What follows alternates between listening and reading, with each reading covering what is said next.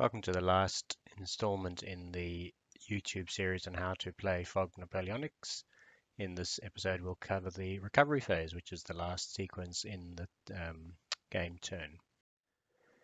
So what is the sequence that you follow? The first thing before you do anything is to check to see whether either side's army is broken. You can see that on page 36 in the rules. So that's referring to your army combat value.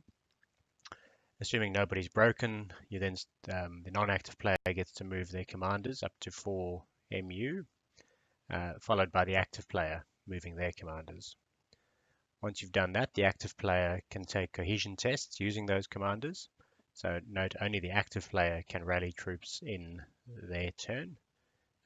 So the non-active player doesn't get to rally troops except in their own turn. The active player then recovers abandoned artillery, and the active player then returns command point markers. So on that one note, if you were a non-active player making an intercept move, it cost you a command point. You don't get that back until your next turn. Some points to note on the cohesion tests. You need a commander within 4 MU to be able to take a test. A commander can only rally 1 unit per turn, and they can only rally units within their own division unless you're the commander-in-chief, in which case you can rally anyone in the army.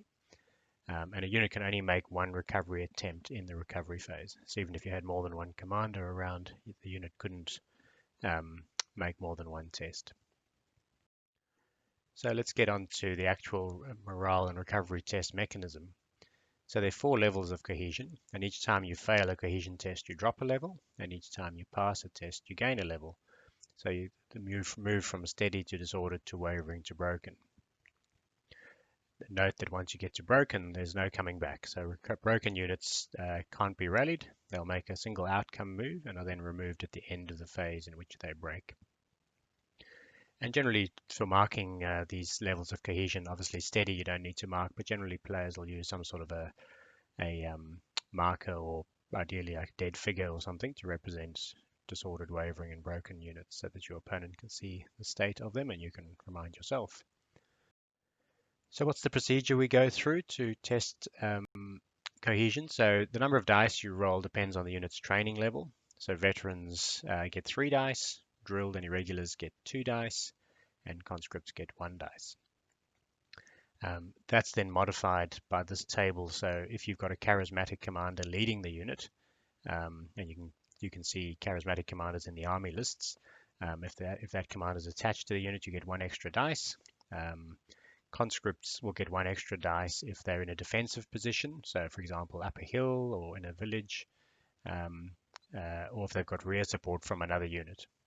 And yeah, note there that squares can receive rear support for the purpose of that rule. And then the third point is if reformed infantry or cavalry are on an extended line, you actually lose a dice, unless again you're in the defensive position. And finally, it's worth noting the value of having superior or poor troops. This is where you'll get affected. So superiors will re-roll 1s on their cohesion test, and poor will re-roll 6s, which has a surprisingly big influence on your likelihood of recovering. Okay, and there are 3 tables to use depending on where you are in the turn. So there's a table that's during the assault phase, and as you can see, this table will show you the attempted activity. So what's the circumstance of the test? So if you're being charged by cavalry when you're not in square, for example, you can read through the different ones. And then the different scores required. Generally, in FOG Napoleonic, you're passing most cohesion tests on a 5, and there are a couple of exceptions. So if you're trying to, you can see there, the first one is you pass on a 6 if you're trying to form a square from extended line. When being charged by cavalry, and at the very bottom, if you're artillery trying to stand and fire when being assaulted, you pass on a 4. But otherwise, most of these tests are passed on 5s.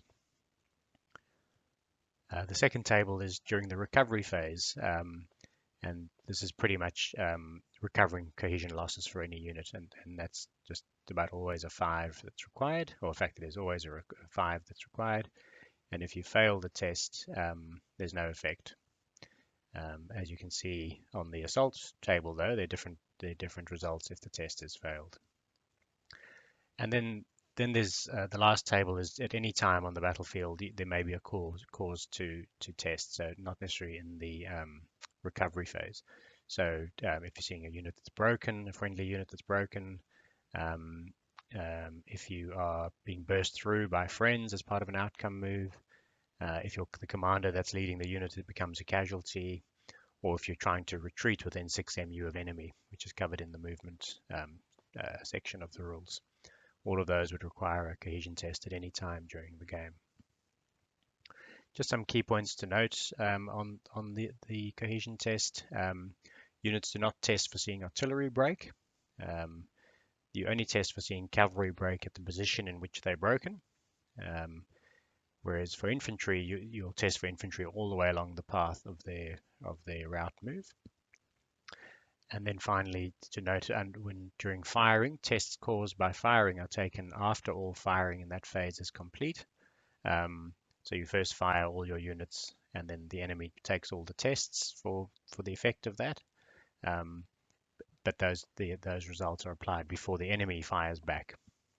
So it's a little bit nuanced. Just need to get your head around that.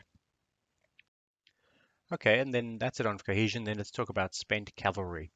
So there are two ways that cavalry units can become spent. That's if they receive 1 hit in combat, or if they receive 4 hits from defensive fire. So it's good to think of cavalry as a little bit of a one-shot weapon to a degree. So if they have, as soon as they get into a fight, if they receive even just 1 hit, they'll become spent. And for the purpose of that, it's worth noting that normally large units and superior units, well, they ignore 1 hit. But for the purpose of this rule, it doesn't matter, even if it's a large or a superior unit in the assault. If they receive 1 hit, they'll become spent. Okay, and then the effects of being spent. So the unit fights as if it's disordered, and the unit requires a CMT to assault or intercept. So this is the first point about the unit fighting as if it's disordered. It doesn't count as disordered for cohesion purposes, but it does for fighting purposes.